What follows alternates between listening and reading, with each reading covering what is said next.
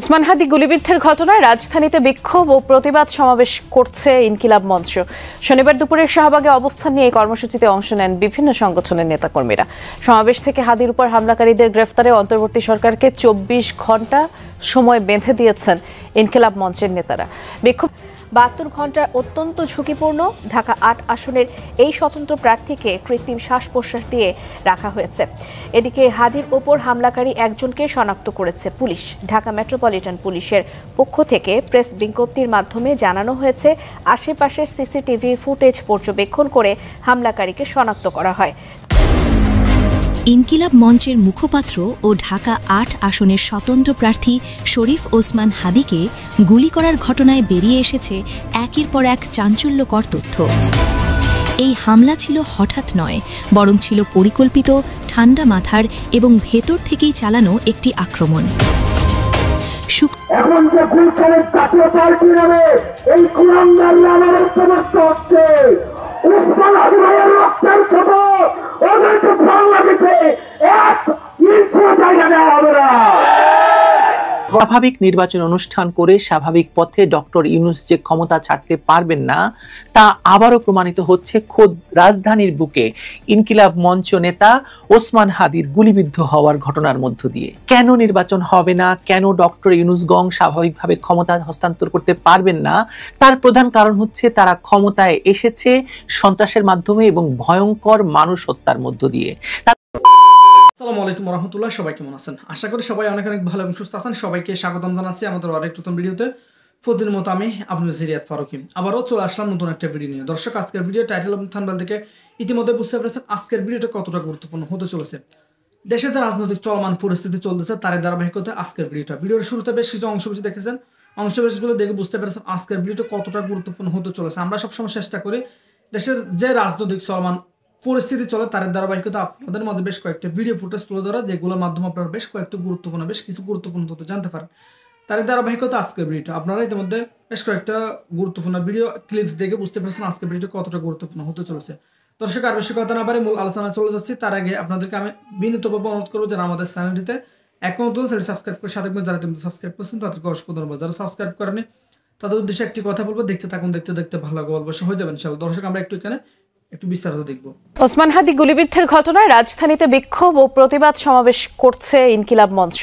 শনিবার দুপুরে শাহবাগে অবস্থান নিয়ে এই কর্মসূচিতে অংশ নেন বিভিন্ন সংগঠনের নেতাকর্মীরা।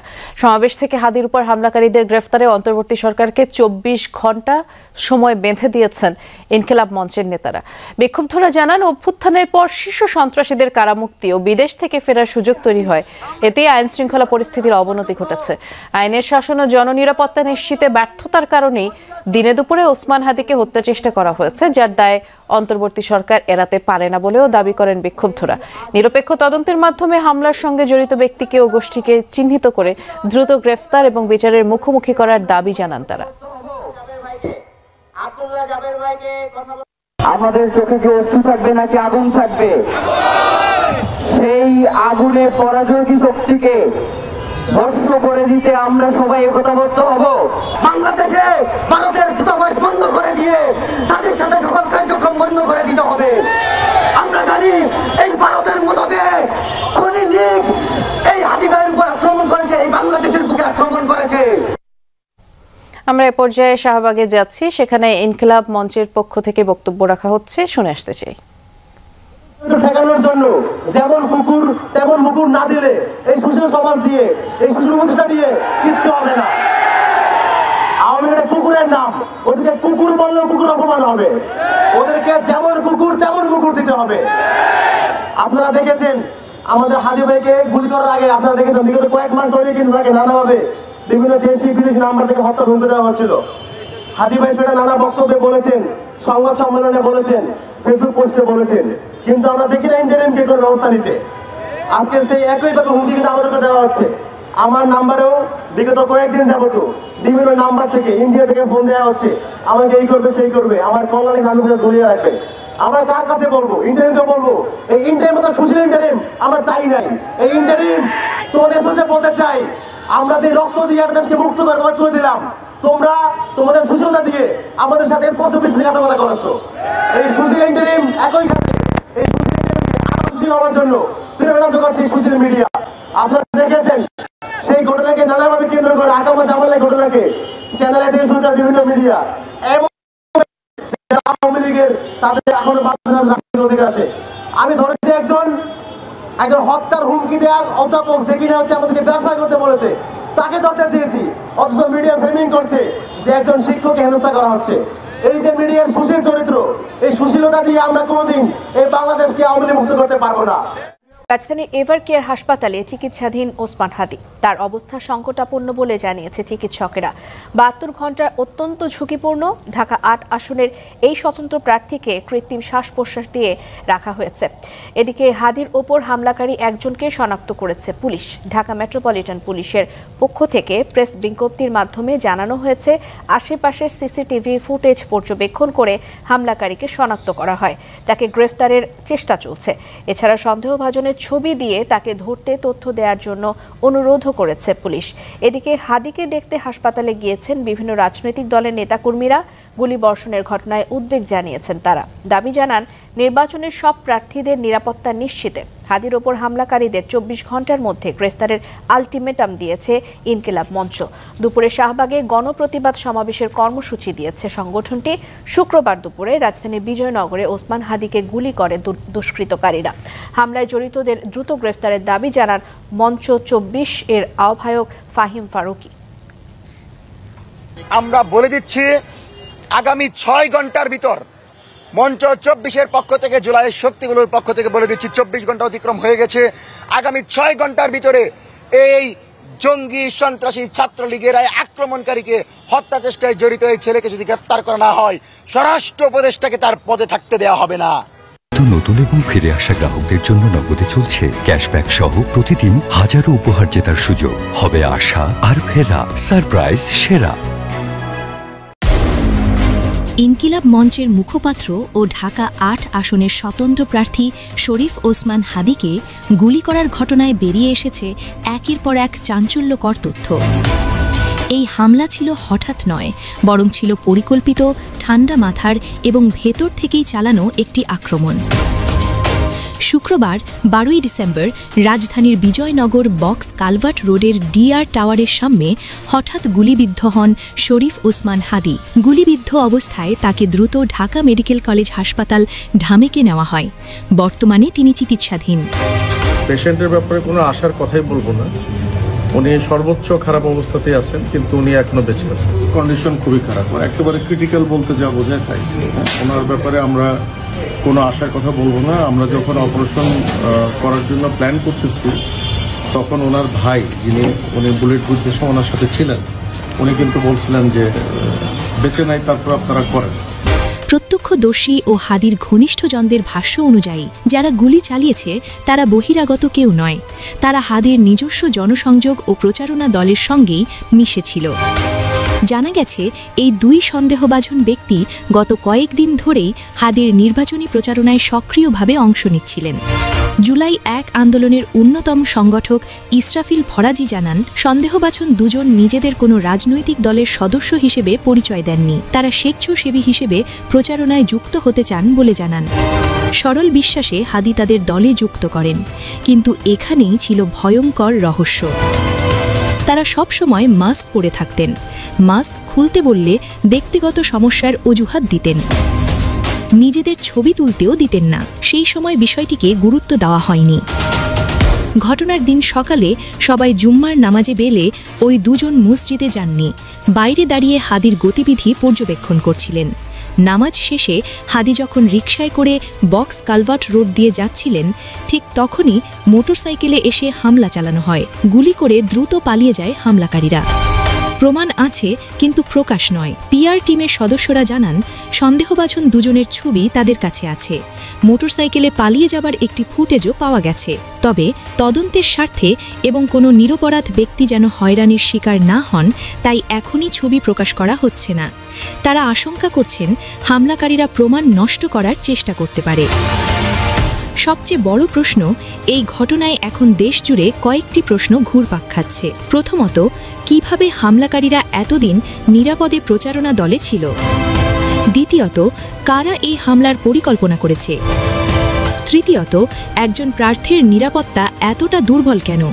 এই হামলা কি শুধুই একজন ব্যক্তির উপর, নাকি নির্বাচনী রাজনীতির জন্য একটি ভয়ঙ্কর বার্তা? শরীফ ওসমান হাদির উপর হামলা শুধু একটি গুলির ঘটনা নয়, এটি নির্বাচনী রাজনীতিতে নিরাপত্তা, আস্থা ও ষড়যন্ত্রের ভয়াবহ চিত্র। ঘটনার তদন্ত চলছে, নতুন তথ্য এলেই আমরা জানাবো।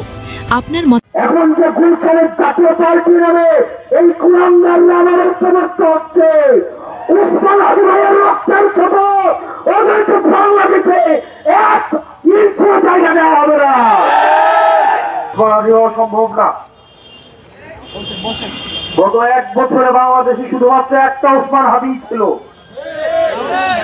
গত 54 বছরে বাংলাদেশ একটা ওসমান হাদিকে উপহার দিতে পারছে। দলদাস, সেবাদাস, পদ পদবীর পোস্টিং, প্রমোশন, নিজের ব্যবসা টিকিয়ে রাখার স্বার্থে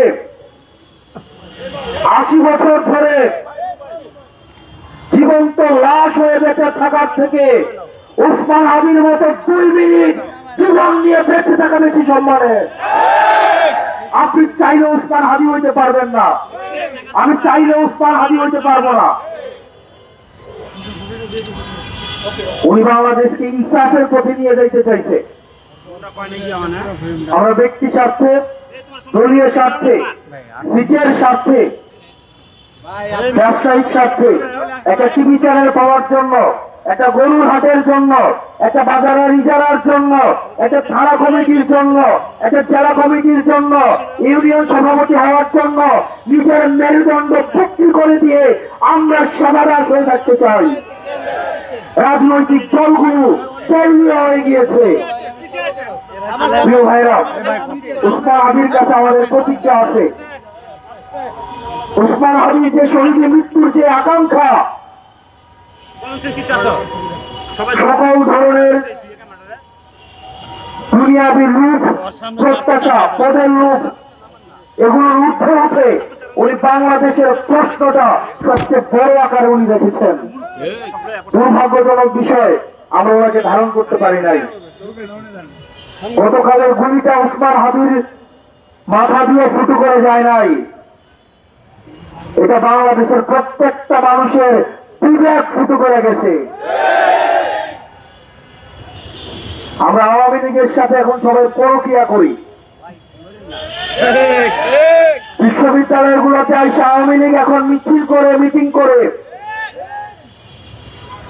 গত 17 বছর আওয়ামী লীগ সেবা দিচ্ছে আওয়ামী লীগ নামে, এখন সে হয়েছে আওয়ামী লীগের শিক্ষক, তকসুর বুদ্ধিজীবী, সাংস্কৃতিক কর্মী, নাট্যকর্মী।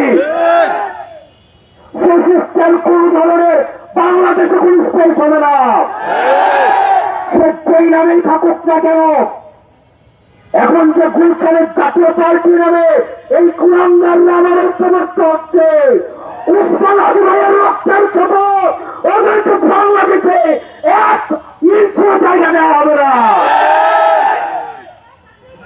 স্বাভাবিক নির্বাচন অনুষ্ঠান করে স্বাভাবিক পথে ডক্টর ইউনূস যে ক্ষমতা ছাড়তে পারবেন না, তা আবারও প্রমাণিত হচ্ছে খোদ রাজধানীর বুকে ইনকিলাব মঞ্চ নেতা ওসমান হাদির গুলিবিদ্ধ হওয়ার ঘটনার মধ্য দিয়ে। কেন নির্বাচন হবে না, কেন ডক্টর ইউনূস গং স্বাভাবিকভাবে ক্ষমতা হস্তান্তর করতে পারবেন না, তার প্রধান কারণ হচ্ছে তারা ক্ষমতায় এসেছে সন্ত্রাসের মাধ্যমে এবং ভয়ঙ্কর মানুষ হত্যার মধ্য দিয়ে।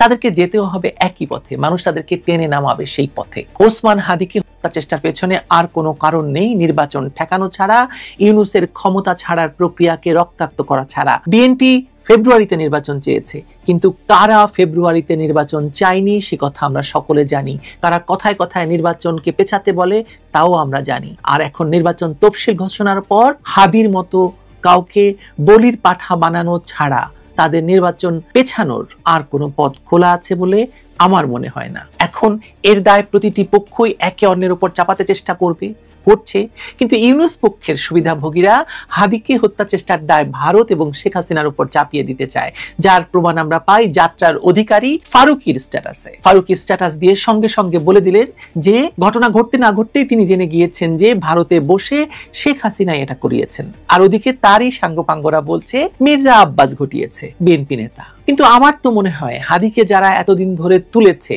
তারাই হাদিকে করে প্রথম বড় রক্তপাত দিয়ে তাদের চূড়ান্ত লক্ষ্য রাষ্ট্র ক্ষমতা দখলের পথে হাঁটছে।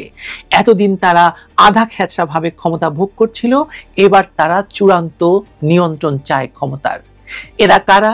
হাদিকে হত্যা চেষ্টায় কার কি লাভ, সেটা নিয়েই আজকের আলোচনা।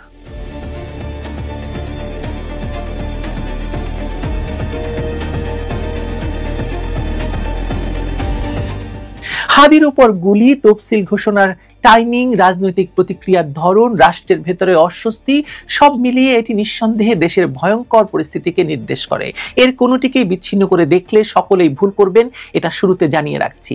রাজনীতিতে যখন বাস্তবতা দিয়ে দাবি আদায় করা যায় না, তখন পরিস্থিতি তৈরি করা হয়। নিরাপত্তার ঝুঁকি না থাকলে ঝুঁকির পরিবেশ বানাতে হয়, আর সেই পরিবেশ বানানোর জন্য সবচেয়ে কার্যকর উপাদান হলো রক্ত। এবং এরকম হাদির মতো ধরুন একটু পেছনের সারির নেতারা হচ্ছে তার জন্য উপযুক্ত। হাদি এখানে উপযুক্ত, যথেষ্ট উপযুক্ত টার্গেট। তিনি ডানপন্থী বক্তব্যে অভ্যস্ত, উত্তেজনামূলক ভাষা ব্যবহার করছেন, গালি দিচ্ছেন, অতীতে প্রতিপক্ষের বিরুদ্ধে সহিংস আহ্বানের অভিযোগও আছে তার বিরুদ্ধে। অর্থাৎ তাকে কেন্দ্র করে মব উত্তেজিত করা সহজ, তাকে আহত করলে দুই দিকেই লাভ। একদিকে দেখানো যাবে রাজনৈতিক প্রার্থী নিরাপদ নয়, অন্যদিকে তার আগের বক্তব্য টেনে এনে ঘটনাকে প্রতিক্রিয়া হিসেবে সাজানো যাবে। বলির পাঠা হিসেবে এর চেয়ে কার্যকর চরিত্র পাওয়া সত্যি কঠিন। আরো সন্দেহ বাড়ে যখন দেখা যায় গুলির ঘটনার 5 মিনিটের মাথায় একটি নির্দিষ্ট পক্ষ সামাজিক যোগাযোগ মাধ্যমে দায় চাপিয়ে দেয় বিএনপির উপর। কোনো তদন্ত, কোনো তথ্য, কোনো প্রাথমিক যাচাই ছাড়াই এই দোষারোপ তারা করে। আর ফারুকের কথা তো বলেইছি শুরুতে, এটা আবেগী প্রতিক্রিয়া নয়, এটা প্রস্তুত স্ক্রিপ্টের মতো রাজনৈতিক সহিংসতা। সাবস্ক্রাইব করতে ভুলবেন না। এতক্ষণ সাথে থাকার জন্য সবাইকে অসংখ্য ধন্যবাদ। দেখো না কোনো ভিডিওতে, ততক্ষণ সুস্থ থাকুন, ভালো থাকুন, আমাদের চ্যানেলের সাথে থাকুন। আল্লাহ হাফেজ।